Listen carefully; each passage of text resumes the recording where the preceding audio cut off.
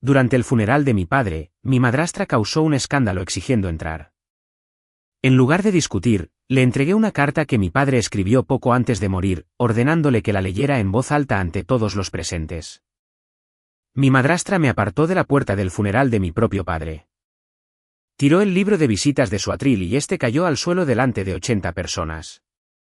Fui su esposa durante 14 años. Ella gritó, «No puedes dejarme fuera». No le grité. No lloré. Simplemente me quedé allí, con mi abrigo negro, sosteniendo un sobresellado contra mi pecho. Me llamo Ava. Tengo 33 años. Y durante 7 años, creí que mi padre había dejado de amarme. La gente en esa sala también lo creyó. Pensaron que yo era la hija fría que abandonó a un hombre moribundo. Se equivocaron. Todos ellos. 11 días antes de que mi padre muriera, escribió algo.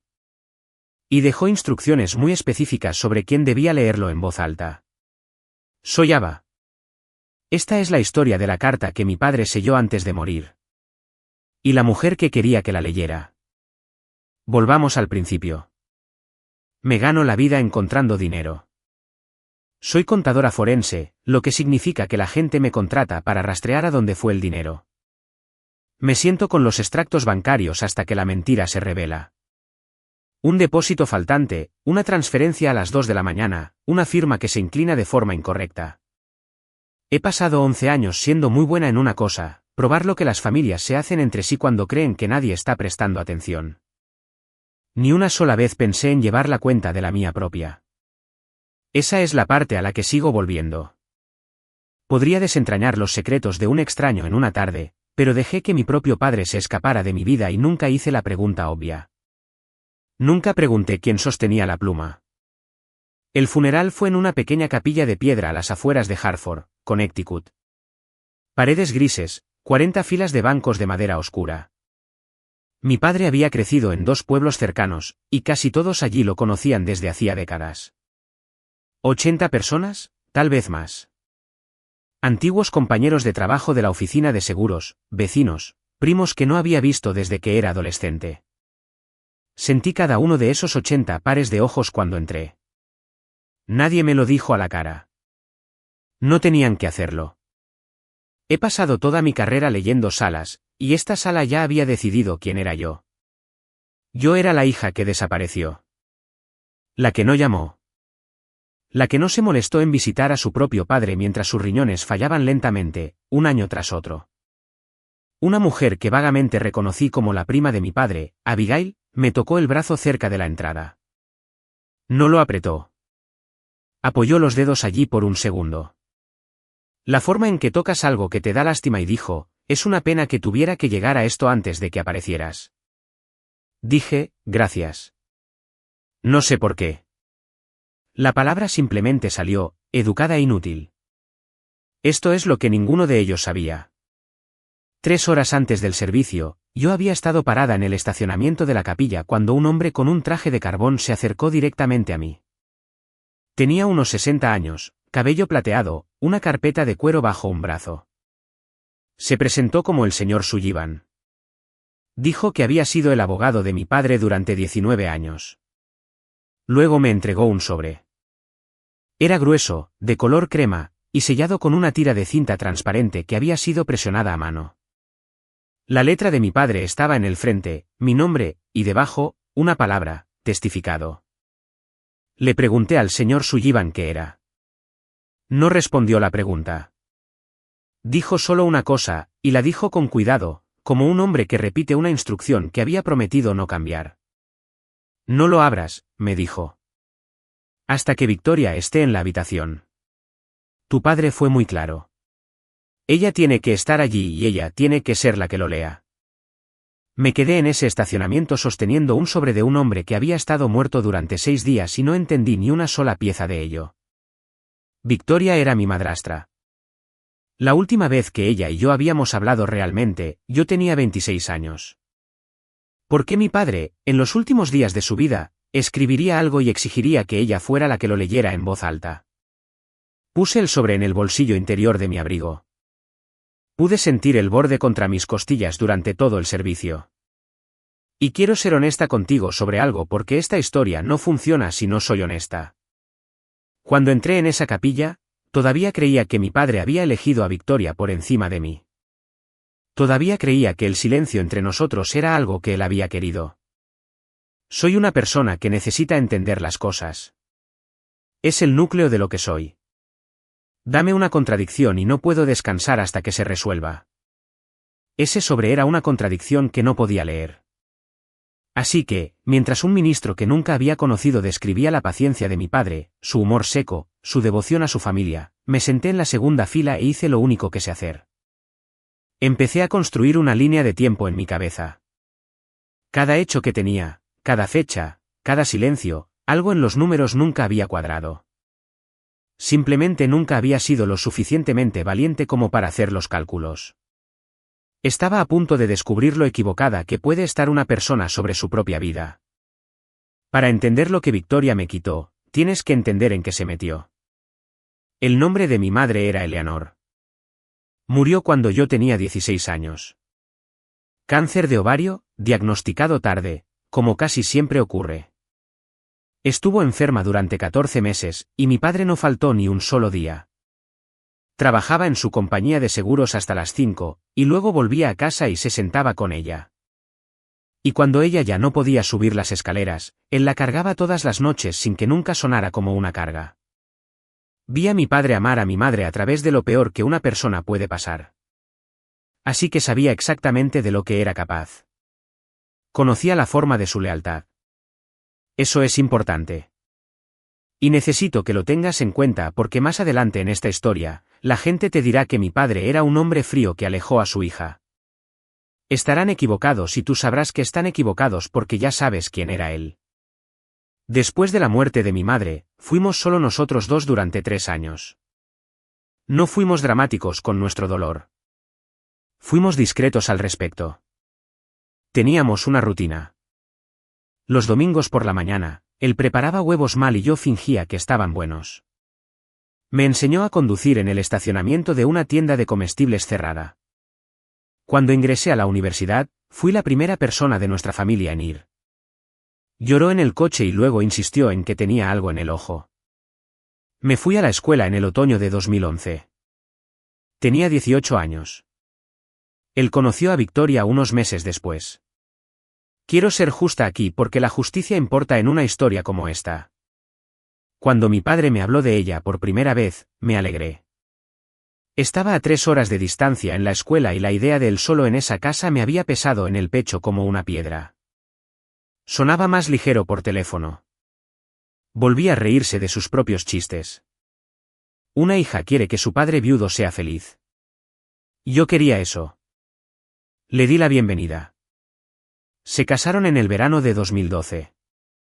Yo tenía 19 años. Estuve en su boda con un vestido verde pálido, hice un brindis corto y cada palabra fue sincera. Victoria fue amable conmigo en esos primeros días. Pero incluso entonces, y solo lo veo claramente ahora, mirando hacia atrás con los ojos que uso para trabajar, incluso entonces su calidez tenía una audiencia. Cuando mi padre estaba en la habitación, Victoria era encantadora conmigo. Preguntaba por mis clases. Me tocaba el hombro. Me llamaba cariño. Cuando mi padre salía de la habitación, la temperatura bajaba. No era nada que pudiera haber probado. Esa es la cosa con este tipo de persona. Nunca te dan nada que puedas poner en una carpeta. Era una pausa antes de que me respondiera. Era la forma en que corregía un pequeño detalle de una historia que estaba contando, lo suficiente como para hacerme parecer descuidada. Fue que me dijeran ligeramente con una sonrisa que mi padre se cansaba cuando yo llamaba con demasiada frecuencia. Así que tal vez debería dejarlo descansar. Tenía 19, luego 20, luego 22. Estaba ocupada convirtiéndome en alguien. Todavía no tenía la experiencia para reconocer lo que estaba viendo. Pensé que las madrastras eran simplemente complicadas. Pensé que la distancia era normal. La familia de todos se vuelve un poco más distante cuando creces. Eso es lo que me decía a mí misma.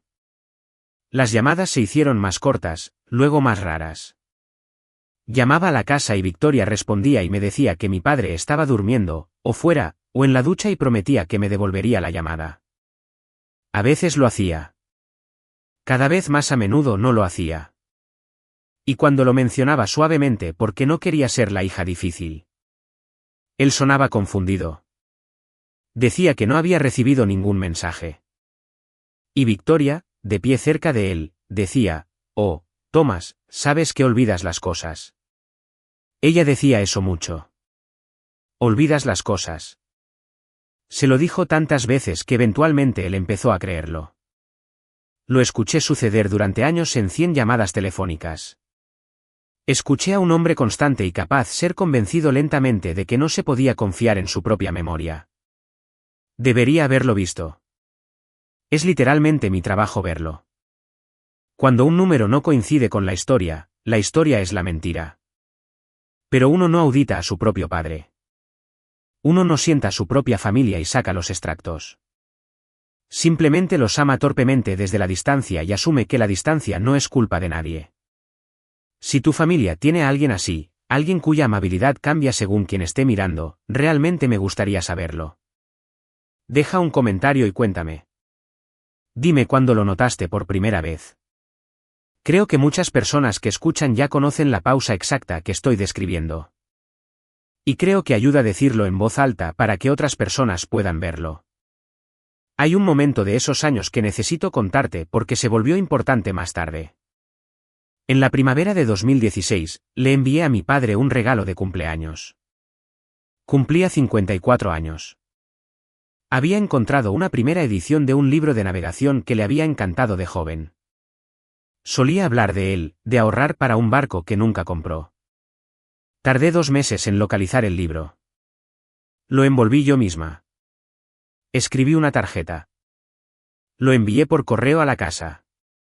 3 semanas después, el paquete regresó a mi apartamento sin abrir. En el frente, con tinta azul, alguien había escrito, devolver al remitente. Ya no en esta dirección. Mi padre había vivido en esa casa durante 26 años. Vivió allí hasta la semana de su muerte, y la letra en ese paquete no era la suya. Me dije a mí misma que la oficina de correos había cometido un error. Me dije muchas cosas durante muchos años. Puse el paquete en un estante de mi armario, todavía envuelto, y no lo volví a mirar hasta 2026, cuando finalmente comprendí lo que había estado mirando todo el tiempo. Los años entre 2016 y 2019 son un borrón de intentos. No voy a fingir que fui una hija perfecta. Tenía 20 y tantos años. Trabajaba muchísimas horas, construyendo mi carrera, terminando una relación y comenzando otra. No llamaba todas las semanas. Hubo periodos en los que dejé pasar un mes. Desde entonces he pasado muchas noches reprochándomelo. Pero nunca dejé de intentar contactar. Esa es la parte a la que me aferro ahora. Envié tarjetas. Dejé mensajes de voz. Conduje hasta la casa 2 veces y no encontré a nadie en casa. Aunque había llamado con antelación ambas veces. Luego llegó la llamada en el otoño de 2019. Lo recuerdo exactamente. Tenía 26 años. Esa mañana había decidido que ya no iba a dejar que las cosas se desvanecieran. Iba a arreglarlo. Llamé a la casa y estaba lista para decirlo todo. Que lo extrañaba. Que no me importaba de quién era la culpa de la distancia. Que solo quería recuperar a mi padre. Victoria respondió. Pedí hablar con mi padre. Hubo una pausa. Esa pausa, la que había estado escuchando durante 7 años. Y luego dijo con una voz casi suave, casi lamentándose por mí, Ava, voy a ser honesta contigo porque alguien debería serlo. Tu padre ya no quiere hacer esto. Las llamadas lo alteran. Tiene una vida tranquila aquí y cada vez que te comunicas, todo se revuelve de nuevo. Creo que lo más amable para él es que pares. Le pedí escucharlo a él. Ella dijo que él estaba allí mismo y que le había pedido que lo manejara porque él no soportaba decirlo él mismo. He reproducido esa llamada telefónica 10.000 veces y esto es lo que sé ahora que no sabía entonces. Mi padre probablemente estaba allí mismo. Esa parte incluso pudo haber sido cierta. Pero lo que él escuchaba de su parte era una conversación completamente diferente. Él escuchaba a su esposa decirle que su hija había llamado para decir que necesitaba espacio, que estaba abrumada, que les había pedido por favor que dejaran de comunicarse. Ella jugó la misma carta con nosotros dos al mismo tiempo en la misma habitación. Simplemente nos dirigió a cada uno a una mentira diferente y funcionó porque fue eficiente y silencioso y nunca nos dio a ninguno de los dos nada que pudiéramos poner a la luz. Colgué ese teléfono y creí que mi padre me había desechado. Quiero decirte que luché más duro. No lo hice. Tenía 26 años y mi orgullo era lo único que me quedaba y lo usé para construir un muro. Si no me quiere, me dije, entonces no rogaré. No seré la mujer que le ruega a su propio padre que la ame. Así que dejé de llamar. 7 años pasaron. 7 años. Construí toda una vida dentro de ellos. Me volví muy buena en mi trabajo. Compré un pequeño condominio. Les dije a mis nuevos amigos cuando mi padre salía a relucir que estábamos distanciados y aprendí a decir la palabra sin que mi voz cambiara. Me dije a mí misma que había hecho las paces con ello. Nunca borré su número. Quiero que sepas eso. A través de 3 teléfonos nuevos, moví ese contacto cada vez. Me decía a mí misma que era más fácil que borrarlo. Esa fue la mentira que me conté a mí misma. Todos tenemos una. Esa era la mía. Luego, un martes de febrero de 2026, sonó mi teléfono desde un número que no conocía, un prefijo de Connecticut. Casi lo dejé ir al buzón de voz. Respondí en el último timbrazo. Era la voz de un hombre, mayor, inestable. Y dijo mi nombre como si no estuviera seguro de tener permiso. ¿Ava? Ava, soy tu tío George, el hermano de tu padre. Un respiro. Cariño, tu padre está en el hospital. Está grave. Y Ava, necesito que me escuches con mucha atención porque no tengo mucho tiempo antes de que alguien se dé cuenta de que estoy haciendo esta llamada. Agarré el borde de mi escritorio. Tu padre ha estado preguntando por ti, dijo George. Todos los días durante semanas. Él cree que no vendrás. Y todo el muro que había pasado 7 años construyendo no se agrietó. Simplemente ya no estaba allí. Nunca había sido estructural. Solo había estado conteniendo una inundación. Conduje a Connecticut esa noche. Es un viaje de 4 horas y no recuerdo la mayor parte. Recuerdo mis manos en el volante. Recuerdo ensayar lo que le diría a un padre con el que no había hablado en 7 años. Cada versión sonaba mal.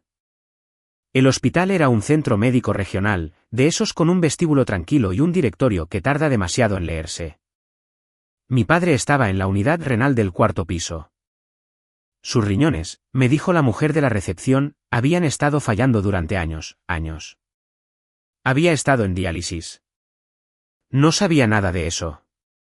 Nadie me lo había dicho porque las únicas personas que podrían habérmelo dicho se habían asegurado muy bien de que nunca lo oyera.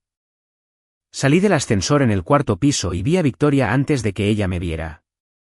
Estaba más vieja de lo que recordaba, 14 años más vieja. ¿Qué es lo que pasa?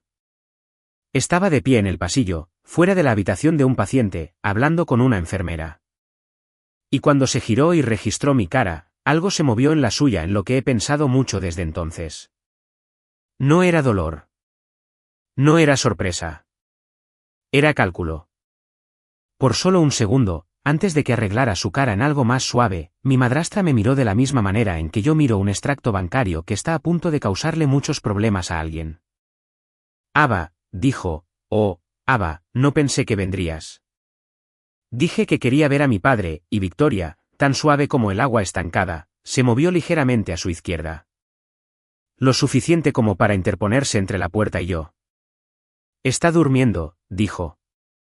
El pobre hombre finalmente se sintió cómodo. La medicación le dificulta mucho el descanso. Y honestamente, cariño, tengo que pensar en él. Está tan frágil ahora mismo. Un shock como este, después de todo este tiempo, verte de la nada, no creo que su corazón pudiera soportarlo. Estoy segura de que entiendes. Aquí está lo que ella no sabía de mí. La última vez que había tratado conmigo tenía 26 años, cuando era todo orgullo y nada de paciencia. Ella no sabía en qué me había convertido. Me había convertido en una persona que para ganarse la vida se sienta frente a personas que me cuentan una historia con mucha calma. Y observo el único lugar donde la historia trabaja demasiado. Y la historia de Victoria trabajaba demasiado. Un hombre durmiendo, un corazón frágil, un shock. Cada frase era una pequeña puerta suavemente cerrada. Las personas que dicen la verdad te dan una razón.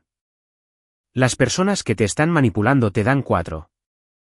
Así que no discutí con ella. Eso la sorprendió, creo. Dije, claro, entiendo. Y volví a bajar por el ascensor y me senté en mi coche en el estacionamiento y esperé. 40 minutos después, sonó mi teléfono.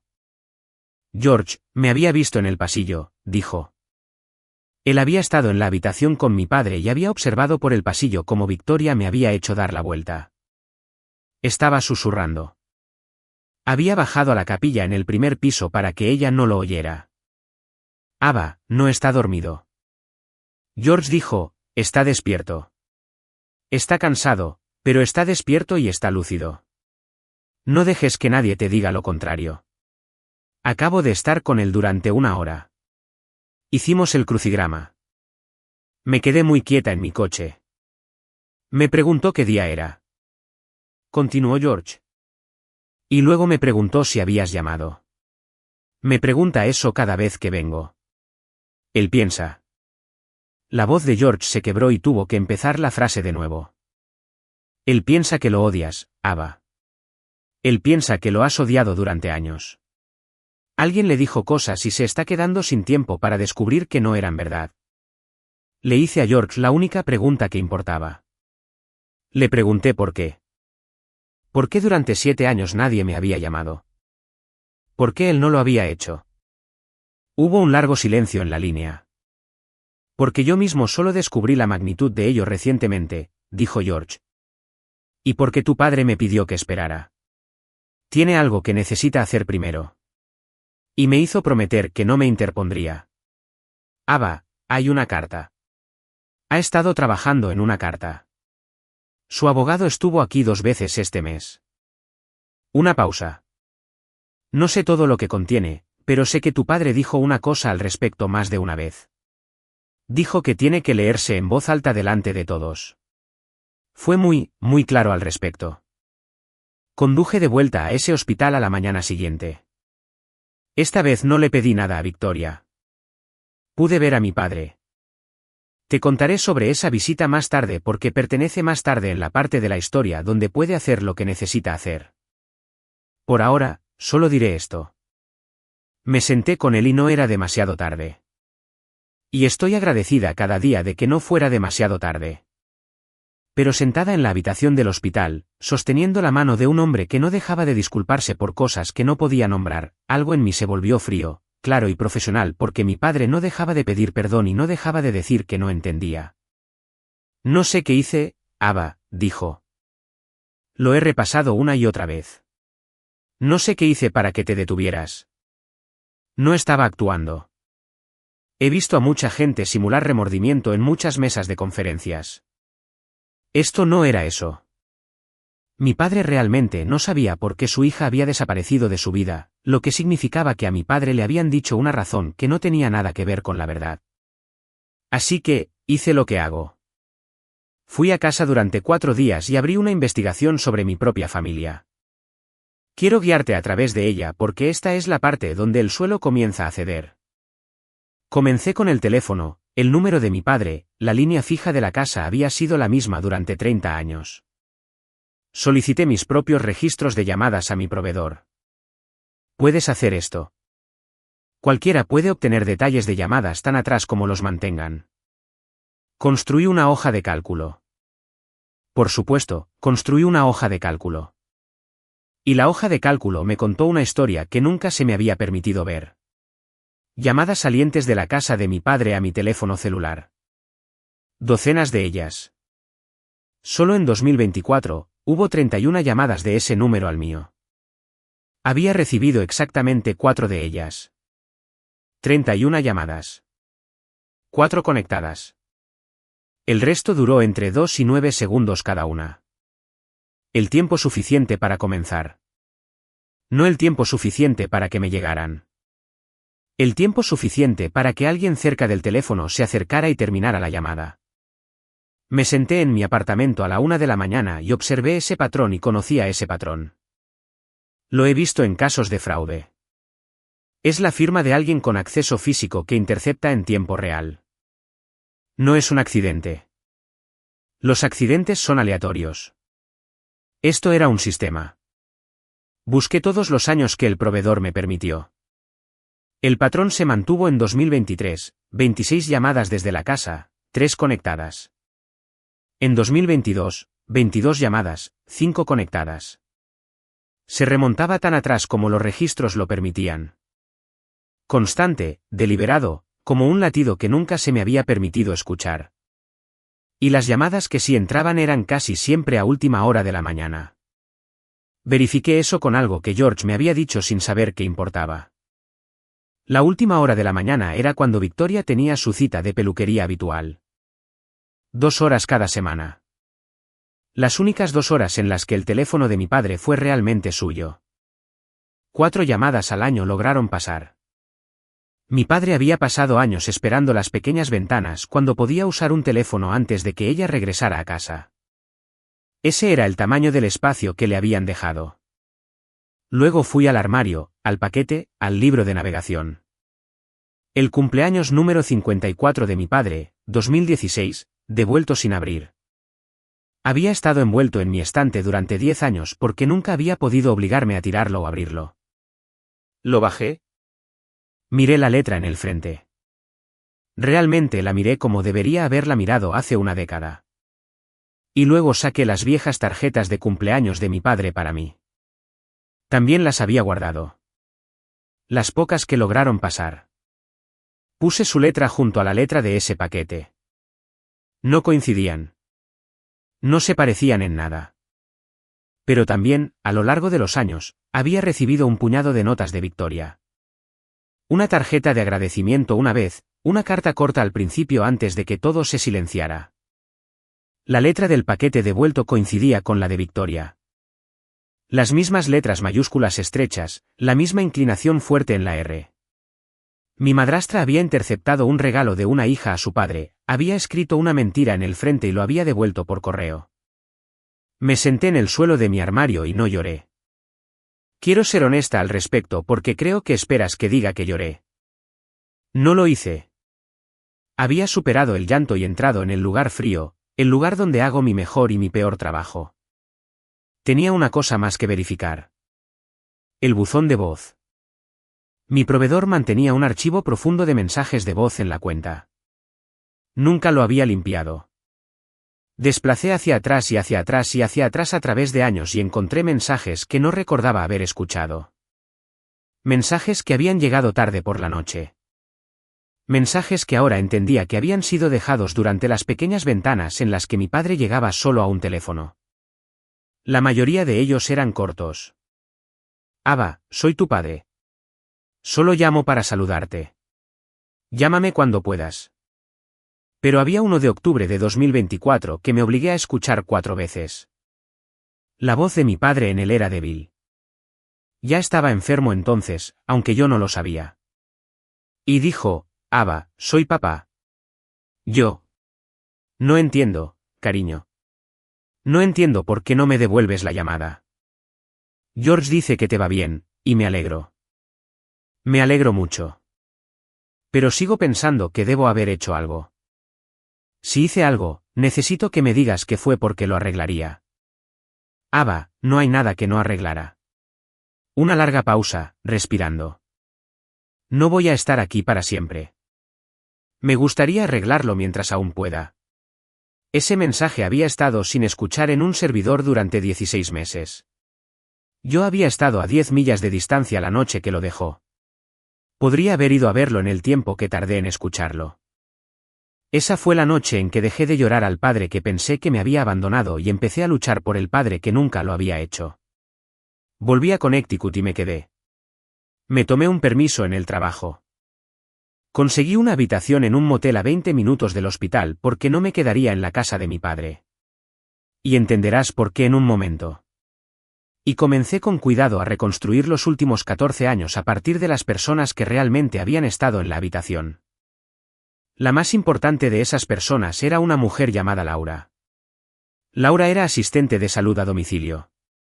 Durante los últimos 8 meses de la vida de mi padre antes de la estancia final en el hospital, había ido a la casa 3 días a la semana para ayudar a gestionar su cuidado, su horario de diálisis, sus medicamentos, su presión arterial. Había pasado más horas con mi padre al final que casi nadie. La conocí en una cafetería. Ella había accedido a hablar en cuanto dije mi nombre. Eso ya me dijo algo. Me preguntaba por ti, dijo Laura antes de que me sentara. Me pregunté por ti durante 8 meses. Me dijo que mi padre hablaba de mí constantemente, que tenía una fotografía mía, de 16 años, en su mesita de noche, que en sus días lúcidos le preguntaba si creía que una persona podía arreglar algo si no sabía lo que había roto. Y luego Laura me habló del teléfono. Hay un teléfono fijo en la cocina, dijo. ¿Y el móvil de tu padre? Victoria lo guardaba. Lo tenía cargado en su propio bolso. Decía que él se confundía con él, que llamaría a extraños, así que si quería hacer una llamada, tenía que pedírselo y ella se lo traía. Y ella se sentaba allí mientras él lo usaba. La mandíbula de Laura se tensó. No me gustó. Quiero que sepas que no me gustó, pero no es mi familia. Y una esposa que dice que está protegiendo a su marido enfermo. No hay un formulario que puedas rellenar para una mala sensación.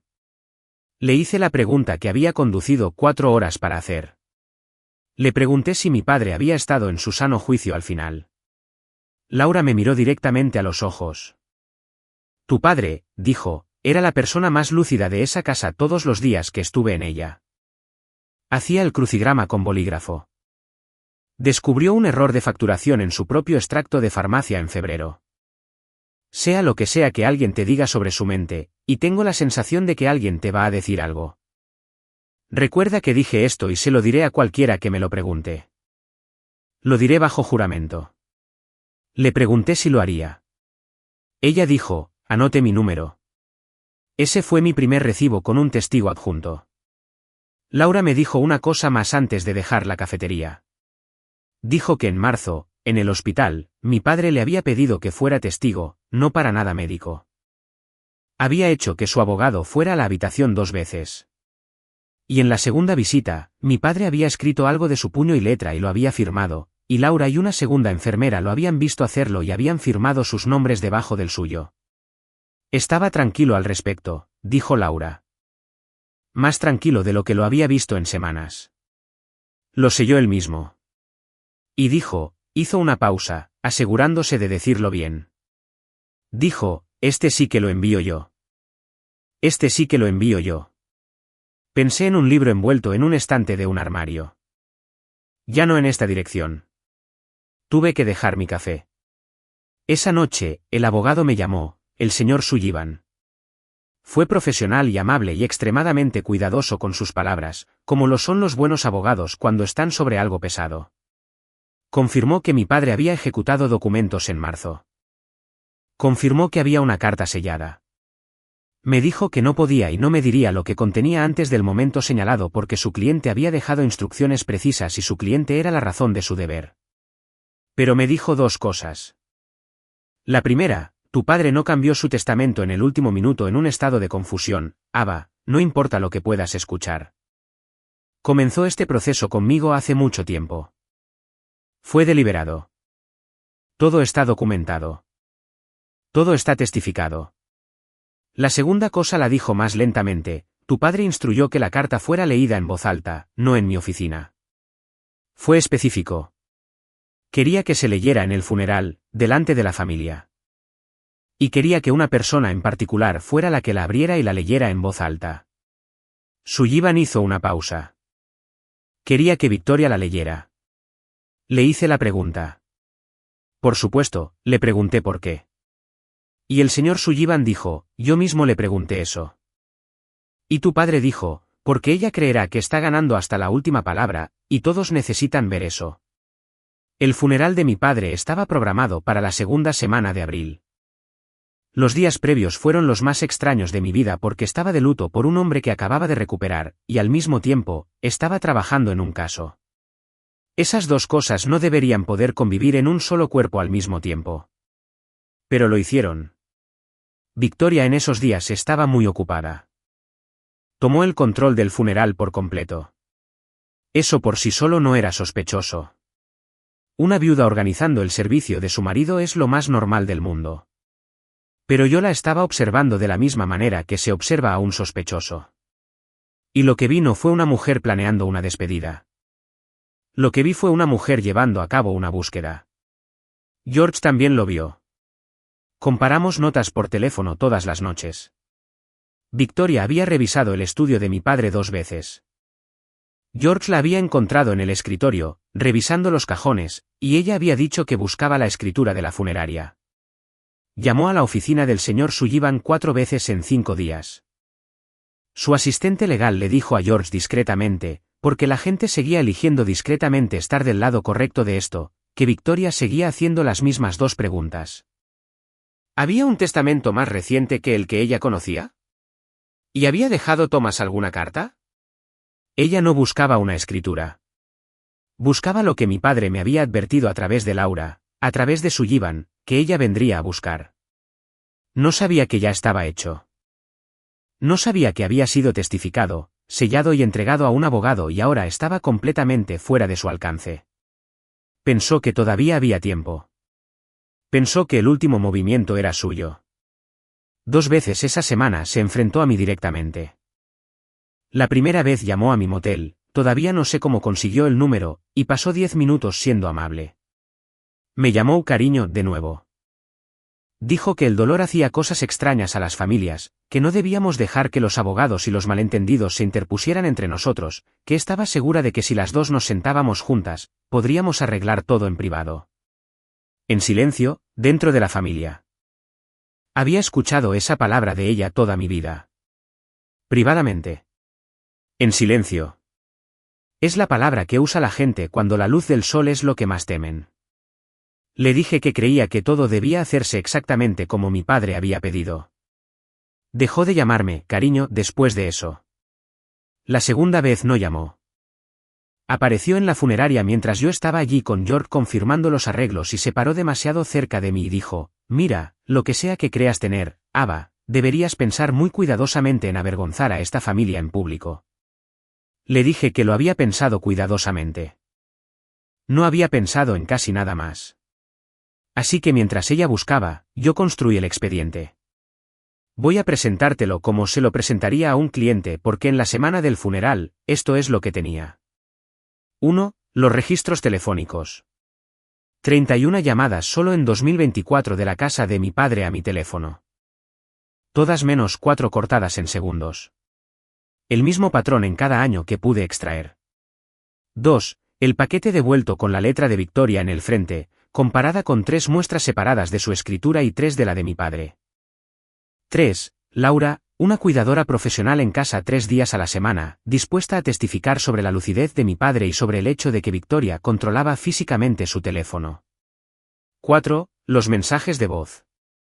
La propia voz de mi padre durante años preguntando por qué no le devolvía la llamada. Prueba de que él creía una mentira y prueba de cuál era exactamente la mentira. 5. Y esta fue la que convirtió una triste historia familiar en algo con dientes. Los registros bancarios. Como su hija, con la ayuda de Sullivan y la autorización documentada de mi padre, tuve acceso que nunca antes había tenido. Comencé a reconstruir 14 años de las finanzas de mi padre. No tenía el panorama completo todavía. No para el funeral, pero tenía suficiente. Tenía suficiente para ver la forma de ello. Retiros constantes y pacientes, transferencias a cuentas únicamente a nombre de Victoria. Una lenta depredación de los ahorros de toda la vida de un hombre cuidadoso. Tenía el número o cerca de él y el número iba a importar porque mi padre en sus instrucciones había pedido que el número se leyera en voz alta. La mañana del funeral, en el estacionamiento de la capilla, el señor Sullivan me encontró antes del servicio. Sacó el sobresellado de su carpeta de cuero y lo puso en mis manos. La letra de mi padre, mi nombre, la palabra testificado. Sabrás cuándo, dijo Sullivan. Tu padre dijo que lo sabrías. Dijo, Abba sabrá cuándo. Siempre ha sabido esperar el momento adecuado. Luego dijo lo último. Cuando llegue el momento, no lo leas tú. Se lo entregas a Victoria. Haces que ella lo lea. Cada palabra en voz alta. Puse el sobre dentro de mi abrigo. Una hora más tarde, mi madrastra me empujó lejos de la puerta de mi propio padre. Ya sabes cómo empezó porque así comencé esta historia. Pero ahora sabes todo lo que yo sabía cuando entré en esa capilla. Así que déjame llevarte de vuelta a esa habitación. Y esta vez lo verás como yo lo vi.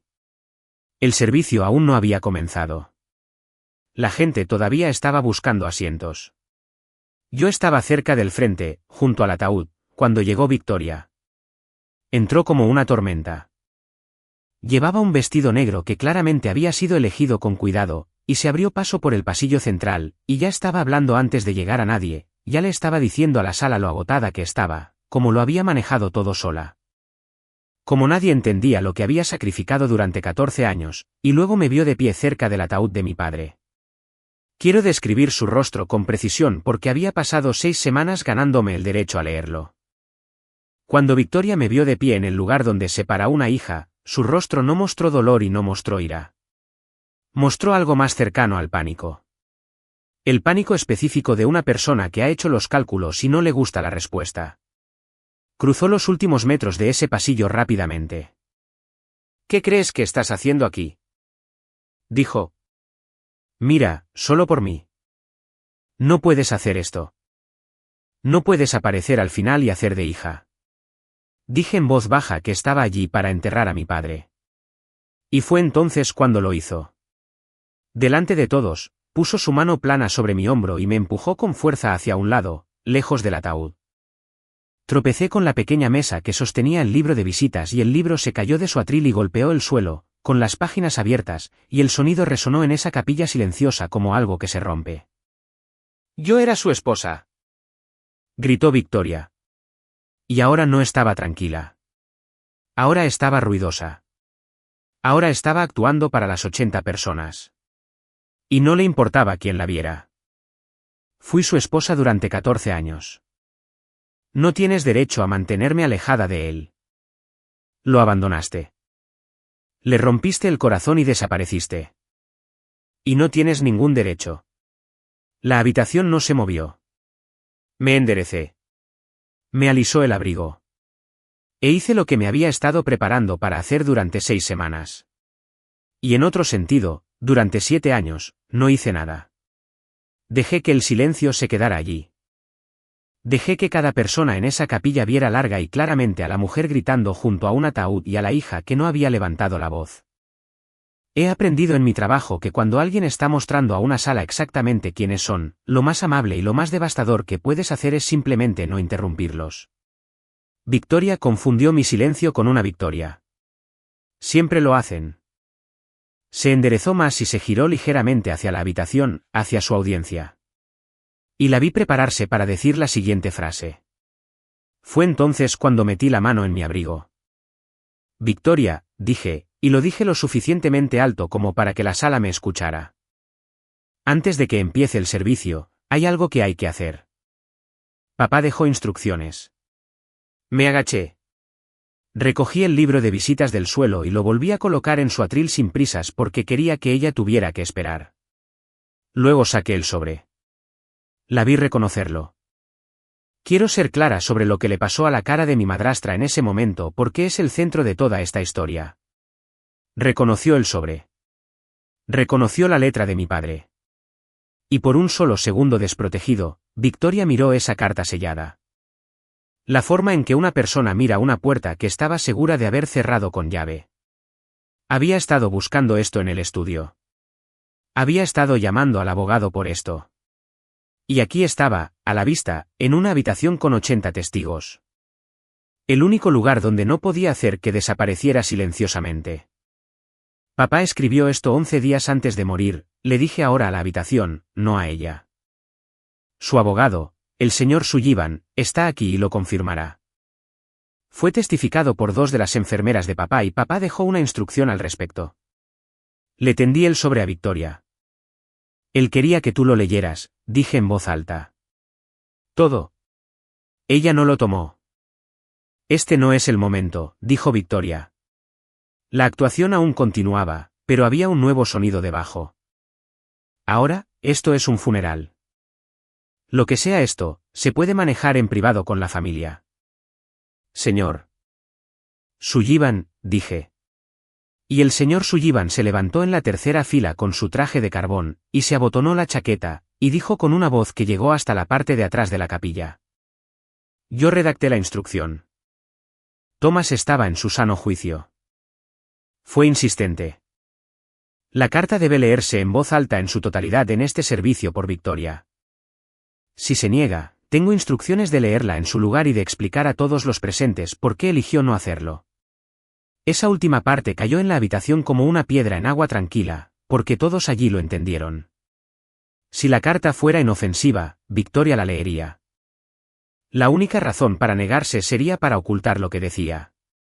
Sullivan le había construido una caja sin puerta. Los ojos de Victoria recorrieron la capilla.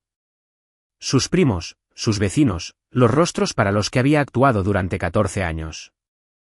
Todos ellos se volvieron hacia ella ahora, esperando, y ella tomó el sobre. Sus manos no estaban firmes. La vi romper la cinta que mi padre había presionado con su propio pulgar. La vi desdoblar 2 páginas cubiertas con su letra cuidadosa e inclinada. Ella comenzó a leer, y su voz fue fuerte en la primera línea, porque la primera línea era suave. A mi familia y a todos los que amaron a Thomas, gracias por estar aquí hoy. Fuerte en la segunda línea también. Mi nombre es Thomas y si Victoria está leyendo esto en voz alta, entonces he muerto y todo está saliendo exactamente como lo planeé. Y luego leyó la tercera línea en silencio, sus ojos adelantándose a su voz. Vi el rostro de mi madrastra pasar del color a la falta de color en el espacio de una sola respiración. Vi su boca seguir moviéndose por un momento sin que saliera ningún sonido y Victoria se detuvo. Se quedó junto al ataúd de mi padre frente a 80 personas sosteniendo sus últimas palabras en 2 manos temblorosas y no pudo obligarse a decir la siguiente palabra en voz alta. Sigue leyendo, dije. La cabeza de Victoria se levantó. No, dijo. No, esto no está bien. Esto no es él. Estaba enfermo. Estaba confundido. Estaba tomando mucha medicación. No sabía lo que hacía. Esa era la mentira. Paso 1. La había estado esperando porque siempre hay una primera mentira y siempre es la misma mentira. No era el mismo. No estaba confundido, dije. Señor Sullivan, Thomas fue evaluado como competente. Sullivan dijo, documentado, testificado por 2 profesionales médicos autorizados, uno de los cuales está aquí. Dije, y Laura se levantó en la 5ª fila. No dijo nada al principio. Simplemente se puso de pie con su buen vestido oscuro para que la sala pudiera ver que el testigo era real y tenía un rostro. Luego dijo simplemente, estaba tan lúcido como un clavo. Lo juraría en cualquier lugar. Y volvió a sentarse. Paso 2, la evidencia. Victoria se encogió ante ello. Sigue leyendo, Victoria, dije. O el señor Sullivan lo hará. Sus manos apretaron las páginas. Y luego hizo algo que casi respeté porque fue un movimiento tan bueno en condiciones tan malas. Cambió su rostro. El pánico se disipó y el dolor lo cubrió como una cortina. Y cuando volvió a hablar, su voz tembló con él. ¿Quieres hacer esto aquí?, dijo suavemente. ¿En su funeral? Le di a ese hombre 14 años. Lo cuidé. Me senté con él durante la diálisis y su hija, por la que él lloró, que le rompió el corazón, quiere humillar a su viuda sobre su propio ataúd. Miró a su alrededor, reuniéndolos. Es el dolor el que habla. Ava no está bien. Todos deberíamos tener compasión por ella. Fue bueno. Se lo concedo. La mitad de la sala quería creerlo porque les permitía mantener la historia sencilla con la que habían llegado. Así que no discutí con ella. El paso 3 era su negación. Y no se vence una negación gritando. Se vence con papel. Soy contadora forense, le dije a la sala. Me gano la vida encontrando dinero. Así que, mientras todos aquí creían que había abandonado a mi padre, pasé las últimas 6 semanas haciendo mi trabajo real.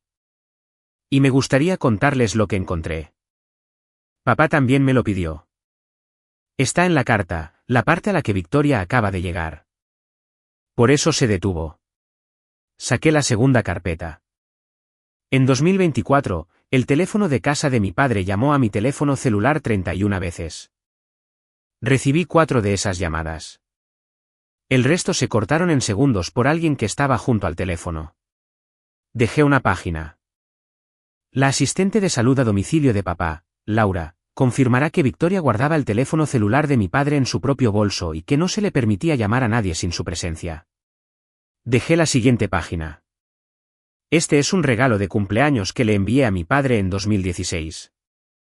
Me regresó con la marca, ya no en esta dirección. Él vivió en esa casa hasta el mes pasado. La letra en el paquete de devolución no es la suya. Es la de Victoria. Tengo 3 muestras de escritura aquí para cualquiera que quiera compararlas. La sala se había quedado muy silenciosa. Paso 4, la evidencia más fuerte. Pude sentir la historia simple muriendo en 80 cabezas a la vez. Y esto, dije, es lo que mi padre quería que se leyera en voz alta. Victoria, tú tienes la página. Todavía puedes ser la que lo diga. Ella no iba a hacerlo. Había sabido por un minuto que no iba a hacerlo. Señor Sullivan, dije, la cifra, por favor. El señor Sullivan abrió su carpeta y leyó con voz plana y resonante, a lo largo del matrimonio, y acelerándose bruscamente en sus últimos 3 años. Un total de $312.000 fueron transferidos de las cuentas personales y conjuntas de Thomas a cuentas únicamente a nombre de Victoria. Thomas documentó esto él mismo con mi oficina a partir de hace 18 meses. $312.000. El número recorrió esa capilla como una corriente. Paso 5, la revelación final. Y tenía un número. Y un número es algo con lo que una habitación no puede discutir. Eso es una mentira, dijo Victoria. Pero su voz no tenía nada debajo. Ese dinero era. Yo tenía derecho. Era su esposa. Usted firmó un acuerdo prenupcial en 2012, dijo Sullivan. Lo tengo. Renunció a cualquier reclamo sobre su patrimonio. Lo cual es, me imagino, por qué el dinero tuvo que ser movido silenciosamente mientras él estaba vivo en lugar de heredado abiertamente cuando murió. Silencio. Paso 6, una habitación entera de ello. Y luego Victoria hizo lo que mi padre le había dicho al señor Sullivan que haría. Lo que había construido toda esta habitación para hacerla hacer. Perdió el control. Me lo debía, gritó, con las páginas arrugadas en su puño. ¿Tienes idea de lo que me costaron esos 14 años? Sentada en esa casa, en esa vida, esperando. Me gané ese dinero. Me gané cada $1. Y no iba a irme sin nada porque un viejo enfermo se puso sentimental con una hija a la que no le importaba. Se detuvo. Lo escuchó. Medio segundo demasiado tarde. Escuchó lo que había dicho en voz alta delante de 80 personas junto a su ataúd. Nadie la defendió. Ni una sola persona. Su prima Abigail, la misma Abigail que me había empujado en la puerta 2 horas antes, se levantó, la miró por un largo momento y salió de la capilla. Luego se levantó otra persona. Luego una fila entera de ellos. Paso 7. Y el paso 8 son las consecuencias. Y las consecuencias ya estaban en la sala, con un traje de carbón. Victoria, dijo el señor Sullivan, le aconsejo que contrate a un abogado. Los registros financieros serán enviados a la Oficina del Estado de Explotación Financiera de Ancianos el lunes por la mañana. Thomas también lo instruyó. Quiero detenerme aquí por un momento y decirte algo directamente. Si estás escuchando esto y alguna parte te resulta familiar, una persona que controla a quien se te permite amar, que edita silenciosamente la verdad entre tú y alguien a quien no puedes permitirte perder. Quiero que escuches lo único que me enseñó toda esta historia. El silencio no es lo mismo que la paz. Durante 7 años, llamé a mi silencio paz. No era paz. Era solo una herida con las luces apagadas. Si hay una llamada telefónica que has tenido miedo de hacer, piensa seriamente en hacerla. Mientras aún pueda ser respondida, Victoria abandonó la capilla antes de que comenzara el servicio. No se quedó para enterrarlo. Al final, cumplió su promesa desde la puerta del hospital. Realmente no soportaba estar en una habitación donde Thomas fuera lo más importante. Y luego, finalmente, celebramos el funeral de mi padre. Te prometí antes que te contaría sobre la visita. Sobre la mañana en que finalmente entré en la habitación del hospital de mi padre. Este es el lugar para ello. Volví al día siguiente de que Victoria me rechazara en el pasillo. No le pedí permiso. George me encontró en el vestíbulo y me acompañó él mismo. Y cuando Victoria se acercó a nosotros por el pasillo, mi tío, un hombre tranquilo, un hombre amable, simplemente se interpuso delante de ella y dijo, esta vez no, Victoria. Y ella se detuvo. La gente como Victoria solo tiene el poder que tú aún no has decidido recuperar. Mi padre estaba sentado. La fotografía mía a los 16 años estaba en la mesita de noche, exactamente donde Laura había dicho que estaría. Estaba delgado y su piel tenía el tono grisáceo que deja la insuficiencia renal. Y cuando me vio en la puerta, comenzó a llorar antes de que cualquiera de nosotros dijera una palabra. «¿Viniste?», dijo. «¿Viniste?». Me senté al borde de la cama y le tomé la mano y era tan ligera. Eso es lo que no esperaba. Mi padre había sido un hombre grande, un hombre que una vez cargó a mi madre por una escalera todas las noches durante un año. Su mano y la mía apenas pesaban nada ahora. Se disculpó una y otra vez por cosas que no podía nombrar porque aún no sabía lo que realmente nos habían hecho a ambos.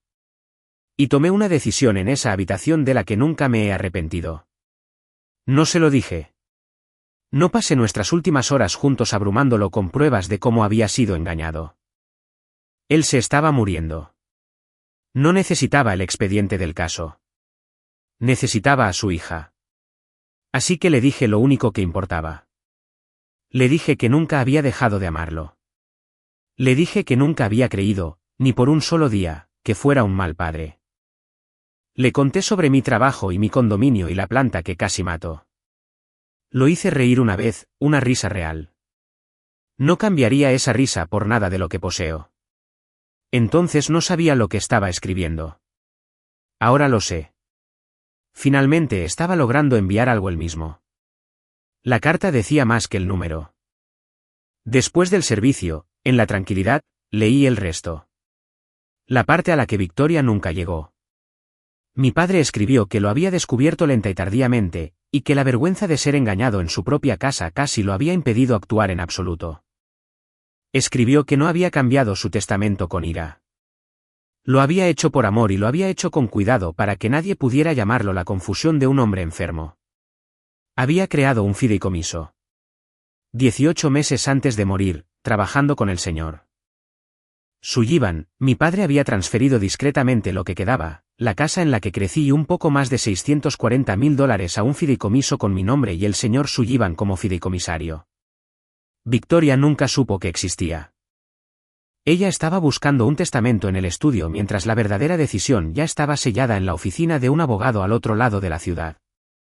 Pero esa no era la parte que me importaba. El último párrafo de la carta estaba escrito para mí.